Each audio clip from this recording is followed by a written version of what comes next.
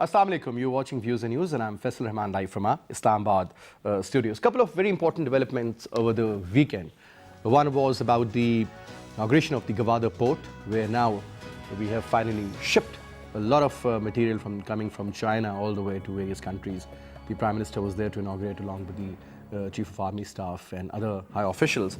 And finally, the dream came true, and eventually it has started. But at the same time, having said that, certain other developments which I really want you to understand also occurred. For example, when you talk about Balochistan, and we do understand that the National Security Advisor of India, Ajit Doval, has said that we will do the offensive defense. And again, if you recall the statement issued by the Indian Premier on the 15th of August on their National Day, he did mention about Balochistan. So Balochistan is their target primarily.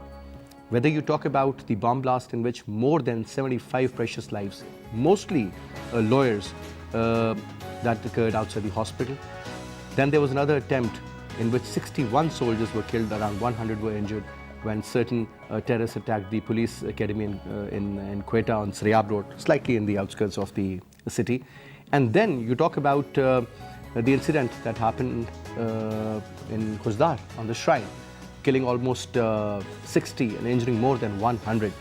What exactly is going on? And then you look at what happened on the line of control. 7 soldiers of Pakistan Army were martyred because of the unprovoked firing from the Indian side of the border. So it seems very clear that they have a certain design and they are following it in a very perfect manner to destabilize Pakistan. They'll make sure that no investment comes into Pakistan. They'll make sure that Pakistan is isolated. Another example I'll give you about that is regarding the SAARC conference that couldn't take place in Pakistan because they had an influence over the Bangladesh, over Bhutan, Nepal, Afghanistan. India wasn't interested in coming. So now the tension between Pakistan and India is growing on almost a daily basis. Though the DGMOs, they do talk on the hotline and try to neutralize things, but it's the Indian side that is carrying on that sort of an activity.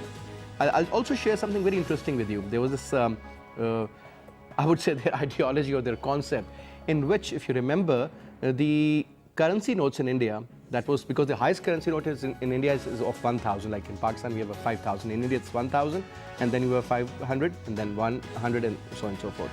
So they said, well, you know, no more currency notes.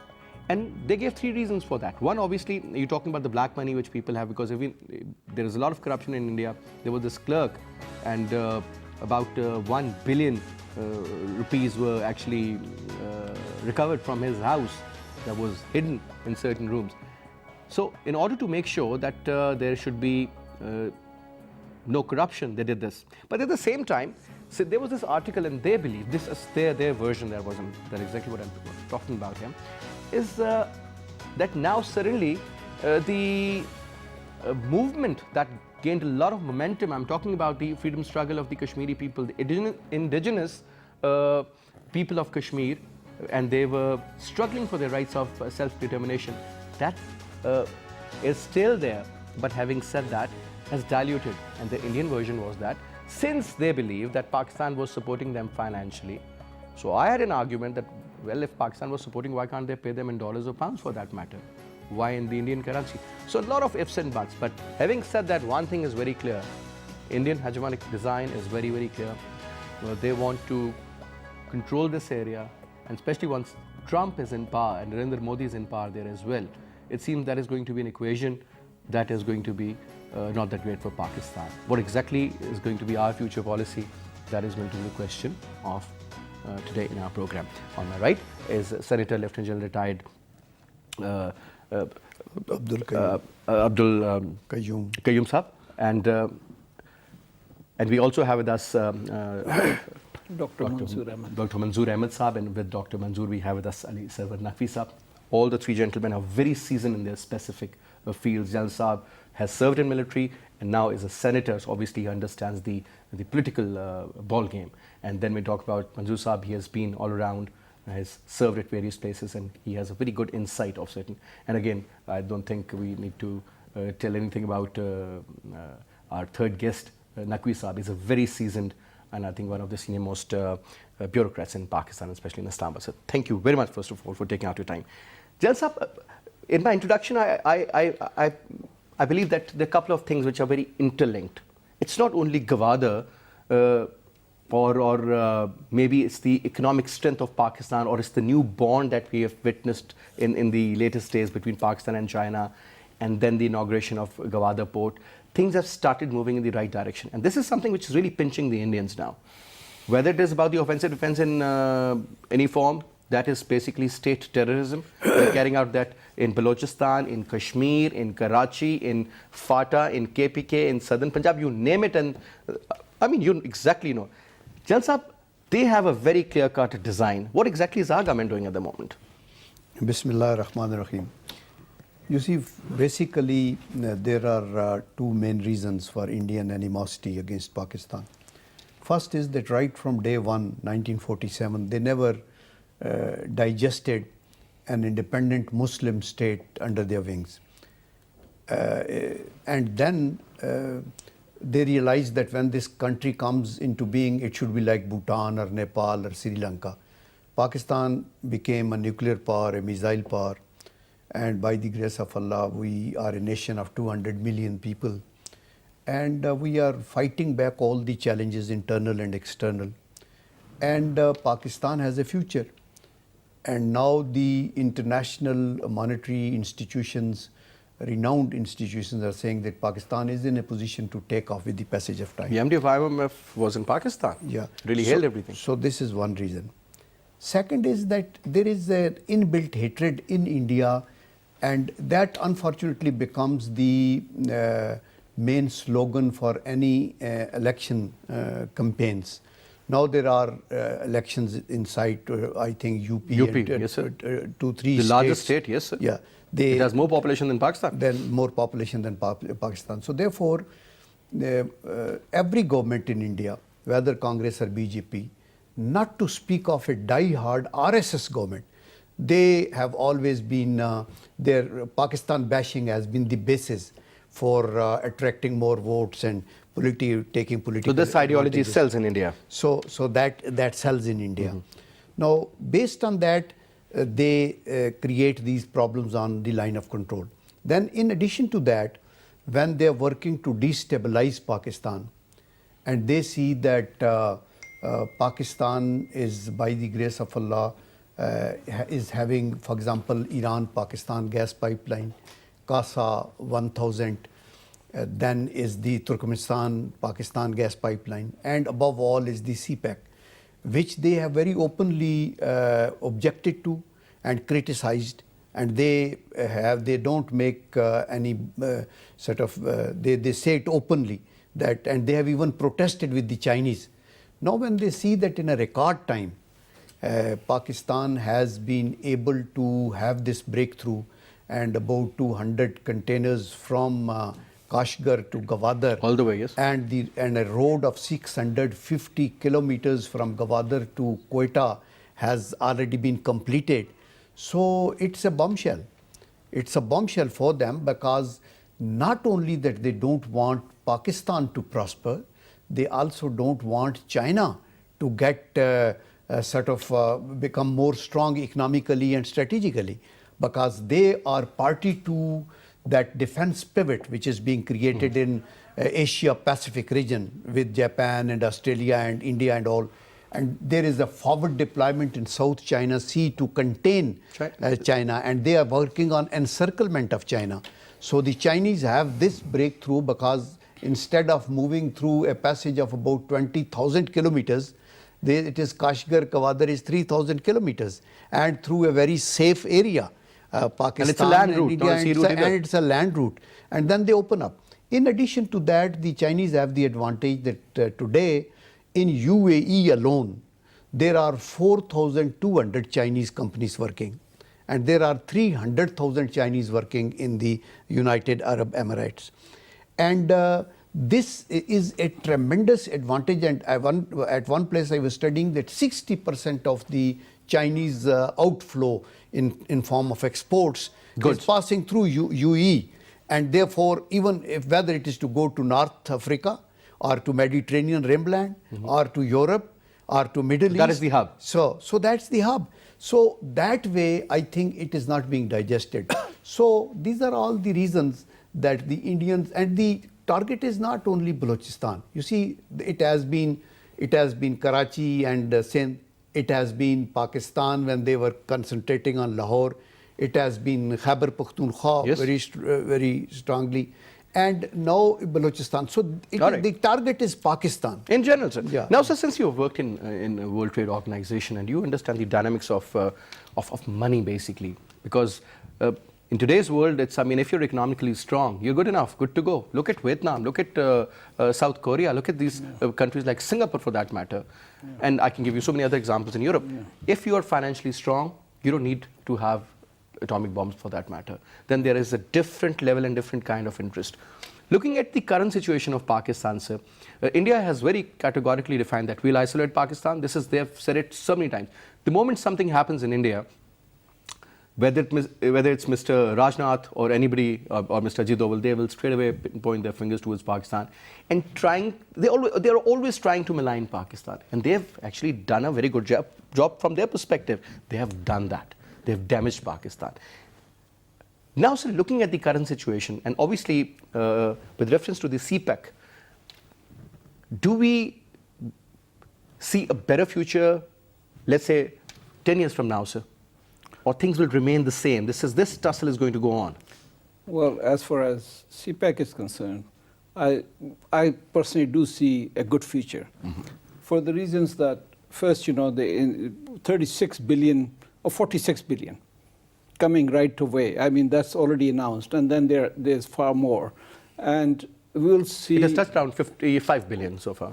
You know, originally now 36 into the energy sector. So it could be 55, it could be 75, but that's how it is.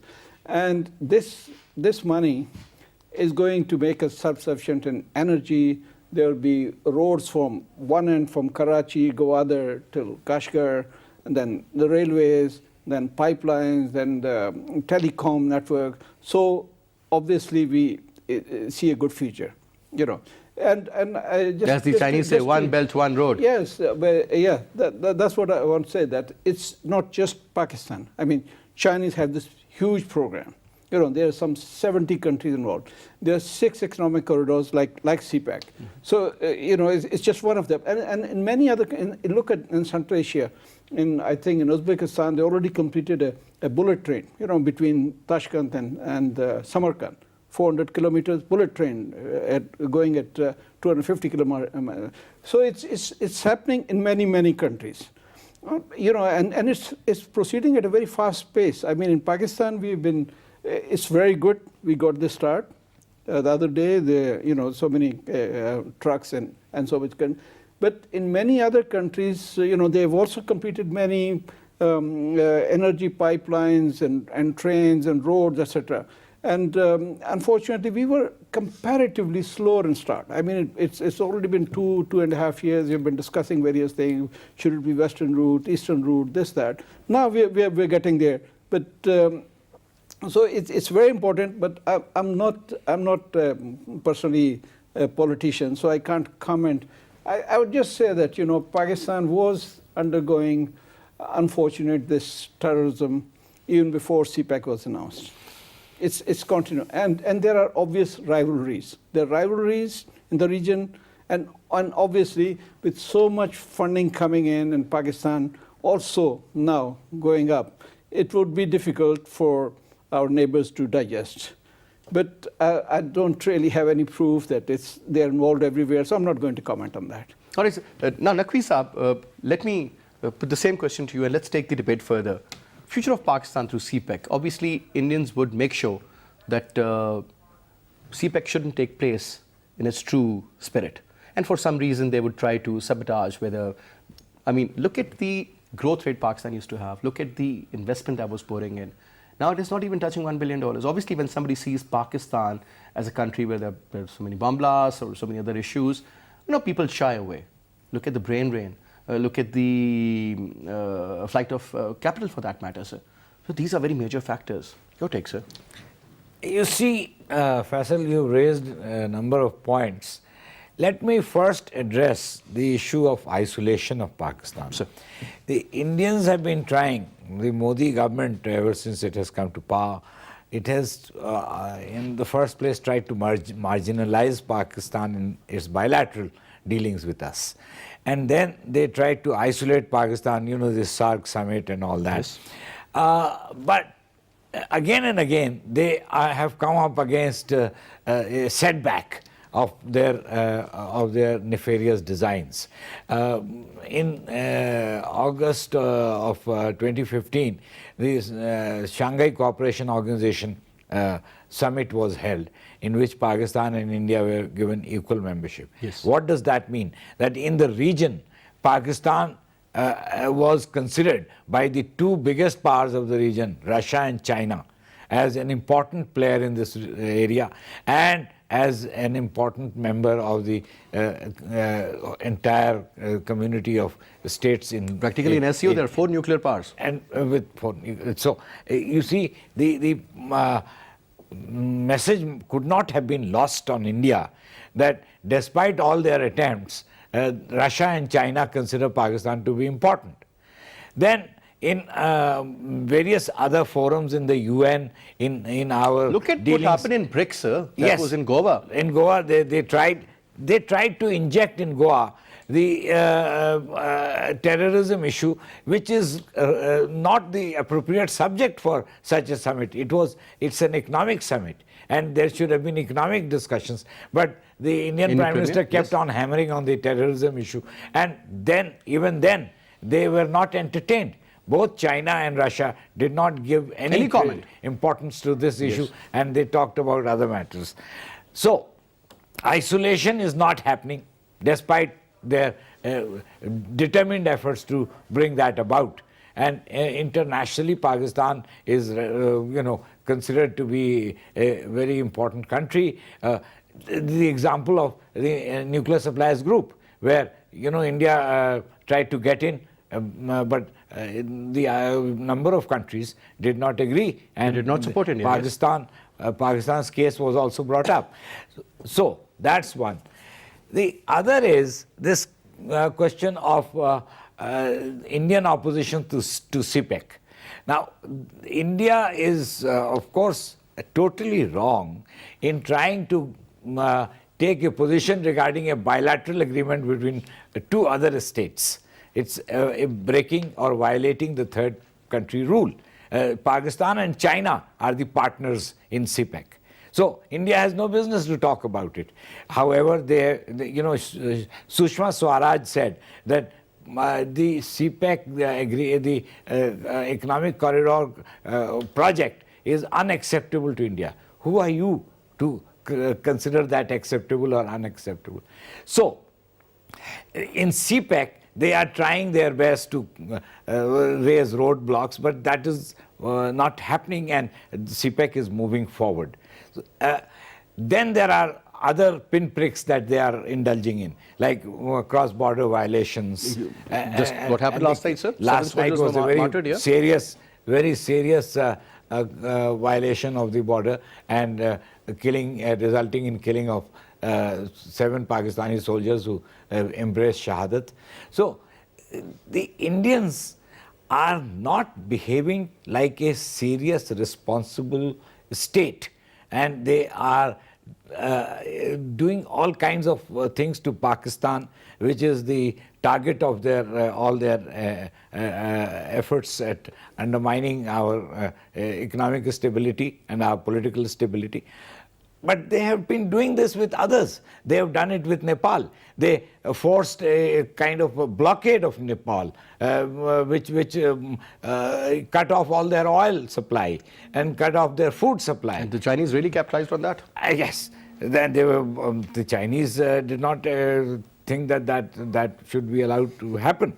They have done this with Bangladesh, with Sri Lanka, with Bangladesh, the water dispute, and their attempts to browbeat Bangladesh. But interestingly, sir, when you look at India, I mean, in the neighborhood, it's Bangladesh, Bhutan, Nepal, Sri Lanka, and then they've got great ties with Afghanistan. But when you look at it from the economic perspective, it doesn't have any value as such. No.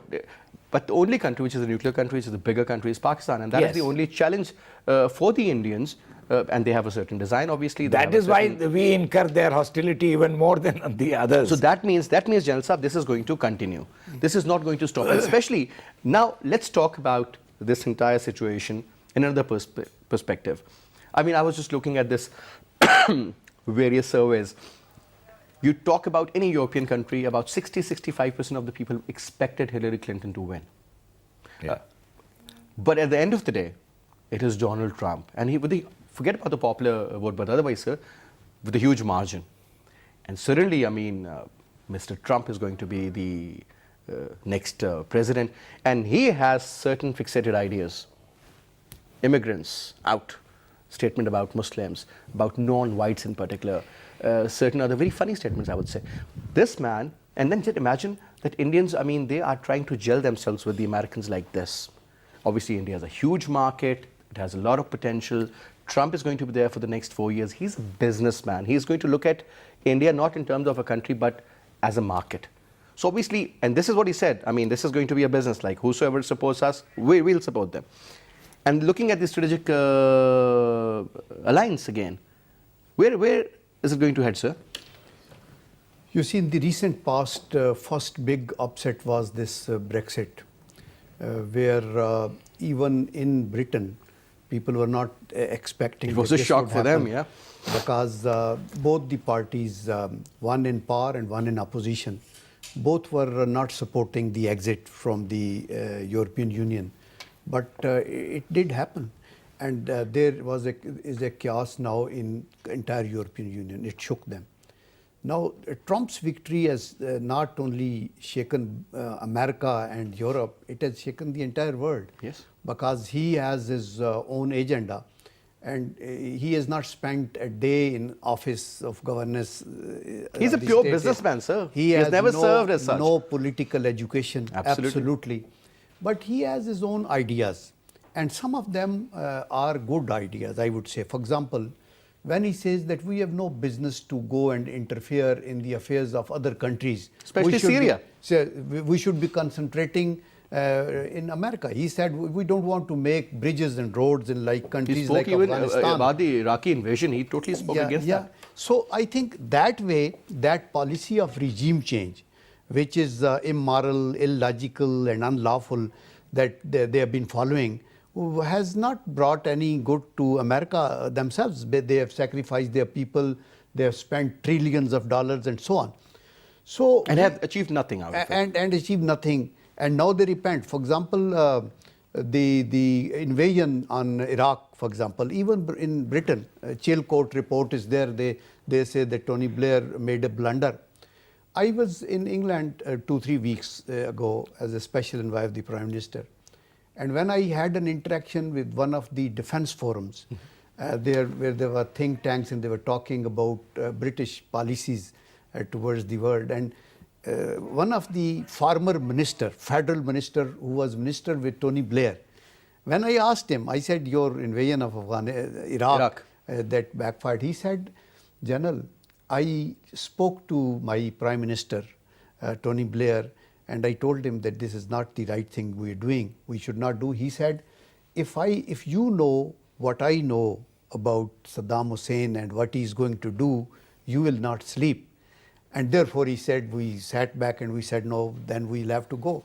But they were agreeing that this regime change policy, then involvement in different countries to, apparently they say that we have gone there for human rights. We want a democratic setup in these countries. We want to promote institutions and all.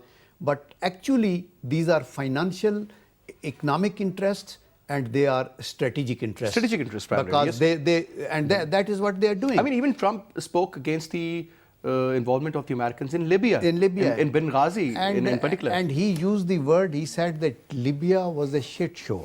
That is what he said. And that was initially said that he said it privately. But then when I talked in Britain about this, they said, no, it is official. In our reports that I have written, we have written this, that this is what he feels, because he says that we intervened and we left them on their own. And similarly in Afghanistan, what have they achieved? You see, even day before their base was attacked and 4 Americans were killed. Yes. They are fortresses, very heavily defended. And look at these civilian mujahids or Afghan Taliban. They come and they pick up the courage to sort of attack them and kill them. And about 17, 18 they injured. So therefore, I think they will have to go back. And that is what Trump says on that account. Jalsa, do you see American, there could be a shift in the American policy, and especially in Afghanistan? Because Obama, I still remember when he took office 8 years ago in January, he said, well, one, we'll shut down Guantanamo Bay. 2, we'll talk about Kashmir. 3, Palestinian issue will be taken care of. Nothing happened, by the way. Yeah. Now, this time, when you're talking about, because obviously, holding the position of the President of America, I mean, but there are so many factors that are involved. You can't take every decision on your own. Somebody very rightly said that the American president is powerful and also powerless. Why powerless? Because you can't do everything that you like to do. There is Congress, there is Senate, even if it can be of your party. And multinational corporations, they have their own interests. And then there is a Supreme Court, and then there is the Pentagon, then there is State Department. They have their own, and they really put their foot down. For example, that's the establishment, basically. Obama wanted to follow a policy in Afghanistan, and the local commanders didn't agree. So Pentagon has its own, then CIA has its own version. So therefore, it will not be that easy for Trump to really say that the Muslims can't enter America, for example, or that wall we are making with Mexico, and who will pay? He said Mexicans will pay for this. And they'll even build it. And they'll even build it. And you just imagine the length of that wall is 3,200 kilometers, and there are 330 crossing places. And every year, from every crossing place, there are 1 million people who pass. So 350 million people come and go. So therefore, and then you need that type of workforce in your country. Obviously, the type of work those immigrants do, your people can't do it. Sir, in basic things, I mean, the price of performing a certain duty is going to go up. Correct. And then Americans are not ready. I mean, but sir, moving on to you. Sir, now, because this change in the American regime is really important. And his philosophy, Trump's philosophy towards China, is very different than that of Barack Obama. This man is a businessman. He understands the dynamics of trade, basically. And he blames that, yuan is undervalued. B, I mean, they have become the producers, and, there are no jobs in America as such. So our people are suffering indirectly. And then look at the debt, the Americans. It's around $18 trillion, sir, if I'm not wrong. So multiple factors, I'm sure, are bothering Donald Trump at the moment. But having said that, when you look at this alliance between Pakistan and China, or SCO for that matter, because as they believe that the future is about Asia, it's China, it's Russia, it's Pakistan, it's India, and then you look at the Far East and all that area, and you can't rule out the Central Asian states. Obviously, they are full of resources, but untapped so far. How do you see that part, sir? Well, I mean, in general, it's very difficult to predict how Trump is going to behave, because there is what he said during the campaign may not be actually what he's actually going to do. That's one thing. And also, as General Saab was saying, certain statements have been removed from his official pages also. And removed, and I think he's got to be practical, and there are so many checks and balances, all that. But as both of you were saying, I think he's going to focus more on within the U.S. Not. I mean, he's not for globalization. He's not outward looking. He's inward looking. He's not that. So it's mostly his focus will be that. But if he tries to disturb this trade with China by making China as a currency manipulator, putting some tariffs, it's going to be a big problem, because then China can react. And many of these exports are coming from the U.S. companies who have set up their units there. Yeah, exactly. So it's not that simple. I mean, that anything can happen just like that. I mean, we'll see over time, but I don't see the kinds of thing that he promised, him going through with those things. Mm-hmm. So that means that the relationship between China and the U.S. will improve at some stage. See, this rivalry has been going on. This CPEC, which is a one belt, one road, even before China announced, they were already, US was getting into this transatlantic partnership where all these countries, ASEAN countries, Japan, all of them were there with the US. Then there was Trans-Pacific and Transatlantic, both. Now, from all UK to New York. You see, all these major economic blocks or countries were there, excluding China. So China came up with this, one world, one road, because as a counter to that. So even before Trump coming in, there was this rivalry going on anyway. But sir, one more point before I move on to Naqvi sir. China is now among those countries which we can consider as a middle income group. So obviously the cost of doing business is getting higher. Do you think, sir, in the future, we should expect, or this could happen, like the way the Japanese industries, I mean, they move to Vietnam, to Cambodia, to Korea for that matter, and so many other Far Eastern countries. Do you see Chinese products being called made in Pakistan? Yeah, that at some stage? Yes. That's one of the reasons China is coming through all this CPEC and other things is because some of the extra, production could move to these countries. Already quite a bit of it moved to Vietnam, to other countries. So this is a natural process. This is going to happen. So one thing, I mean, we always used to say that the investment that is coming into Pakistan is primarily into the stock markets. And that's why they have just reached, record limits of 41,000 points. But having said that, now it is going to be in the manufacturing side also. So we need to be geared up. We need to have human capital. Yes. Not only human capital, but doing business is extremely difficult in Pakistan. You look at the World Bank ranking, we are somewhere at the bottom. And every year we are going down further. Trading across the borders from Pakistan, we are one of the most difficult countries. You look at so you look at the current exports, they've gone down by 22%. Yes. And you look at the cost of doing business, that has gone up. I mean, there are certain indicators which are very alarming at the moment. Yes, I mean, especially paying taxes and trading across the borders. So we have made, there's hardly any reforms, unfortunately. We are not making life easier for anybody to come and invest here. If you look... But so when you talk about these people from Board of Investment or those who are directly related to that Ministry of Commerce, for example, they say that, the kind of offer which we give to the foreign investor, 100% equity, at least minimum 30% of the profit, insurance of their investment in terms of dollars, right? This is what I was there in Serena when the Prime Minister was there. Yes. I mean, that is some, and look at India on the other hand, they are saying that, if you want to invest in India, this is the amount you need to invest in terms of technology, transfer of technology would be there, and then we'll train our people and so on and so forth. Things changed a lot over the last 10 years. Maybe they say it. I'll just give you one example. For example, Zong telecom company. Yeah. So they bought this 4G license and they wanted to bring their machinery. And before they bid for that, our customs duty on the machinery, etc., for telecom was 5%. After they did it, next month, duties were raised by 400% to 20%. So, this is the thing. All the time we keep changing, and there needs to be a consistent policy in terms of anybody you talk to, any World Bank, anybody, these people come and they tell us that you are completely isolated yourself. You don't let anything come in. You don't let it.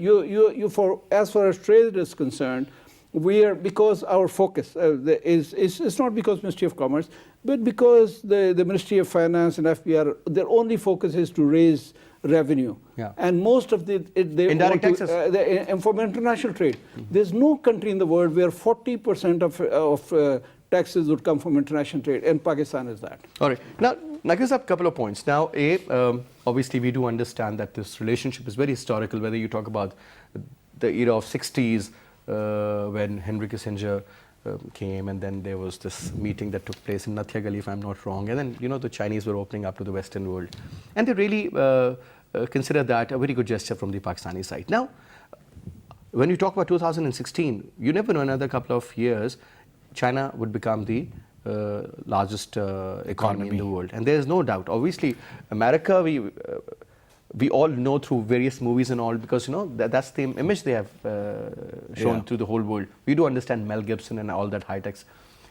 I visited China, sir, a few years ago, and I was shocked. because Masood Khan Sahab, who is the president of Azad Kashmir, used to be the ambassador in Beijing.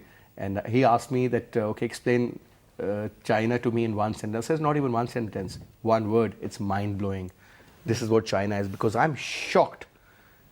And China has a huge population, so every fourth man in the world is a Chinese. So you can well imagine the kind of mindset they have. I mean, you won't find American cities anywhere, but you'll find Chinatowns everywhere.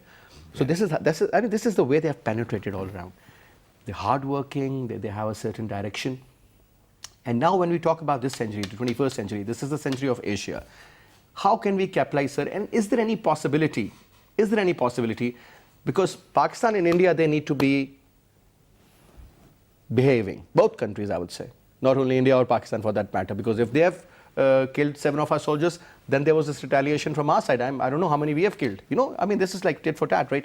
But what I'm saying is, at the end of the day, if this man talks about economic revolution, I'm talking about Narendra Modi, same is the thinking of Mr. Nawaz Sharif. He also thinks that, you know, it's economics that is more important. So that means that they have a similar narrative. But when it comes to the two countries, I mean, that the tension needs to ease up. Yes. What needs to be done? Well, in that regard? actually, the India-Pakistan situation is something very peculiar, because normally we should be able to deal with each other and to build up relationship and connectivity. You know, I will just give you a very simple example. I have a phone which is roaming, on roaming, and I can use it anywhere, in Europe, in America, everywhere. When I went to Delhi, my phone was not working for Pakistan. I could not connect to Pakistan. So can you imagine that with just the two countries next to each other, but we have no connectivity. We have no connectivity between us. So this is something that we have to correct. But unfortunately, it is the mindset of the Indians. I mean, look at Indian media. It is so hostile to Pakistan. They are following a certain agenda, sir. It's unbelievable. I go to Indian television, I stopped going, because when they invited me, I used to participate from here, of course, on some programs. But they are so hostile, they don't let you speak. They are hurling abuses and accusations and all kinds of calumnies against Pakistan. So that is one. Then in the Indian elections, even in domestic sort of politics, Pakistan is an issue. Well, while in Pakistan, in our elections, General Sahab knows, he's participated in elections, we don't talk about India. So the point is that the India-Pakistan situation is really terrible, but Pakistan is unable to do much about it because it has to be from both sides. Yes. It takes two to tango. Absolutely. Now, as far as China is concerned, one of our most, I think, fortunate decisions ever in our history, I think, when history is looked back after 50 years or 100 years, was the fact that we developed a good relationship with China. And China is an emerging power, it's an emerging global power, and its economic power is probably going to leave behind all other economies. So we have to hang on to that, and we can't do it right away. I've been to Beijing and I've seen how Beijing has developed, and Shanghai, and this is something that we can benefit from. And CPEC, I think, is the first step in that direction. Once CPEC gets going, then Western China is going to open up, because they're investing a lot of money in the Western side. Yeah, the relatively less developed part of China is Western China, and Pakistan is in the proximity of Western China. Our borders are with Western China. So we can benefit by the development of Western China, with our own development, and CPEC will spur that movement forward. And then we have to be with China, stand with China, which has been a steadfast friend. And in America, when I went there, often the question was raised, why is Pakistan so happy with China? Because China, according to them, is an aggressive power. I said, no, in Pakistan, the experience is totally different. Because here, I used to give them one So you Just go one. out and you'll see Chinese roaming around as if they are moving in their own country. Exactly. They don't feel most anything. popular, most acceptable foreigner in Is Pakistan the Chinese in is Pakistan. the Chinese. Now, I used to give one example. I used to say, look, you fear communism, you fought communism. Chinese are communists, but they never tried to impose communism in Pakistan. Never. And that is incredible. They let us have our own system and they let us do what we were doing. They never tried to impose their ideology or their system upon Pakistan, which was one of And for that matter, if friends. I'm not wrong, sir, on any other country neighboring China. Or on any other country. So, you know, Pakistani experience with China has been extremely good, and we have benefited from their friendship and their steadfast friendship, and we now stand to gain from their economic development. So I think we are in a very happy position, and this will build that bright future that you were talking about. What do you see Pakistan? Where do you see Pakistan 10 years from now or in the future? Because ever since I was in my college, I still remember as I was the minister. I'm not sure which ministry he had, or maybe planning, I'm not sure. And he had a vision, 2000, 2010, and then 2020 and all. But unfortunately, we've been missing out on so many factors. Because, you know, whenever we have a policy, it's a very by-book policy, such a perfect policy. But, you know, when it comes to implementation, we forget that there are so many hurdles, so many hindrances out Yes, there. That is the key. That is true. Jelsab, since you are also part of that group of the parliamentarians who've been assigned this task to go out and do lobbying, like Ranja Saab and Malik Saab in Turkey, you went to London, Rana Saab went to France, and so forth. How difficult is it for our parliamentarians to do lobbying, sir, when you see the Indians have such a great influence in certain countries? So when you go to these important capitals, what sort of problems do you face, sir? And how do you convince and sort of persuade those people? Yeah, there are two aspects to it. One, of course, is the Indian lobby. India is a bigger country, bigger market, and these countries have their long-term interests with those countries. So therefore, they don't want to sacrifice, and they want to please India, even if they are not abiding by the UN resolutions, even if they are violating fundamental human rights, yes, even if they are not following the United Nations Charter, or they are violating Geneva Convention, they are not bothered, because they only look for their interests. One is this. Second aspect is that domestically Pakistan has to be a strong country. Any country which is not internally strong, its foreign policy cannot be that dynamic. So therefore, when you go and to sell your own potatoes across the world, then they do question you, counter questions. And we were ready for those counter questions. And they did ask me certain things about the terrorism in Pakistan. And I said, this is a propaganda. And I said that, but this propaganda is not for wrong too. There are terrorist nests in Pakistan, but who created them? I asked them. I said that I was in the general headquarters in late 70s and early 80s. The National Security Advisor Brzezinski came from United States of America, and they were bending backwards to offer us money and all that, and they provided that money to train these people, and we have been facing them. We have done our best to control them, to sort of defeat them. But then there are, the border is porous with Afghanistan, oh, yes, 2,600 kilometers. You haven't done anything. You came and you used us.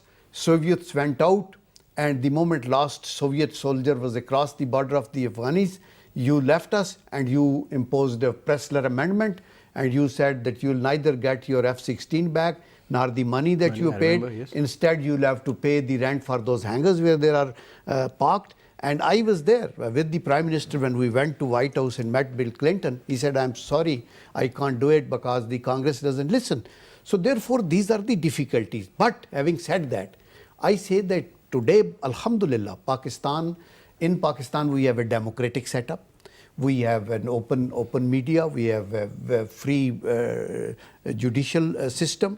We have a very sensitized civil society, and we are doing our best. Things are settling down, yeah. And the international renowned institutions like Morgan Stanley, like JETRO, like Standard and Poor, like S&P, Wall yeah. Street Journal, like many others. They are saying that Pakistan will come up, and the very fact that you've seen, we have inaugurated CPEC, for example. Our energy projects are coming up. This is despite all that difficulty we are doing. So we see the light at the end of the tunnel. And that's a good statement, sir. By the grace of Allah, will emerge a strong Pakistan. Last minute, sir. Yes, sir. Please, your comment on the same debate, sir.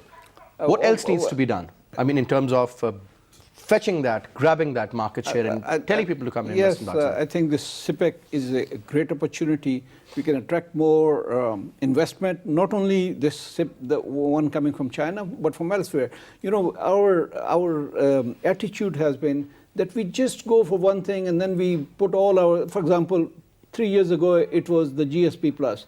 Everybody running to Europe. We couldn't capitalize on that, sir. No, we couldn't. That's what I'm saying. That we just think that this is the end of the world. If somebody else does this thing for us, everything will be good. You had no electricity. How could you? We have to do our own homework, and which we don't do. That is unfortunate. That means that you need to put your own house in order first? Yes, we need to put our own house in order. We have to do some reforms. As I'm saying, Pakistan, doing business in Pakistan is the most difficult, but we've done nothing. We're paying taxes. It's the most difficult in the world, and we've done nothing. So you need to do a lot of reforms, internal reforms. On various fronts, yes? On various levels? On various levels, yes. Naqvi, sir? Yes, I think we have talked about the good prospects and the bright future and all that, hopefully will materialize for Pakistan. But we have also talked of the internal difficulties, and we have talked about the problems that we have in our system, where we have not been able to attract investment, we have not been able to attract foreign business. So we have to work on those things. It's not insurmountable, and it is not something that is always going to be the case. I think it's a trigger. Once things start getting better, then everything else starts falling in line. And we do have the infrastructure. We are better off than many developing countries in terms of our infrastructure. What we need to do is to and the focus of the government is really on infrastructure development. Yes, and to have consistency. One of our problems is that we are not consistent. We pursue one objective and then we let it be and go on. And if there is a regime change, there is another policy. So we continuity of policy. And as far as CPEC is concerned, I think everybody needs, whether it's Pakistan People's Party, PTI, and I fail to understand why the leadership of PTI is giving such a wrong message to the Turkish Premier Sir when he's coming to Pakistan. I don't know. I fail to understand why. Because Turkey is very unfortunate. Very unfortunate. I mean, I don't know where it came from, but anyway, Jalal Saab, thank you very much. So it was a pleasure having you. Naqvi Saab, thank you so much for taking out your time. And that's all we have for this moment. But one thing is for sure, as Naqvi Saab mentioned, that consistency is what we need. If you have a straight policy for, in the longer run, in the shorter run, in the medium run, only then you can achieve those desired results. And yes, Pakistan has got tremendous potential, and I always say we have a younger population. 60 to 65% of our population is based on youth. So you can well imagine the sort of energy they have. All they need to do, they need to channelize that energy, and you'll see much prosperous Pakistan. Anyway, I'll see you tomorrow at 8. Till then, you take good care of yourself. Khuda Hafiz.